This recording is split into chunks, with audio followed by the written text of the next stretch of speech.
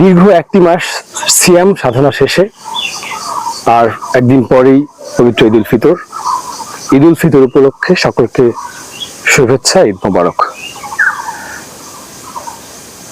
আমরা এই ঈদ মানে আনন্দ, ঈদ মানে খুশি, ঈদ মানে সুখ দুঃখ ভাগাভাগি করে নেয়া।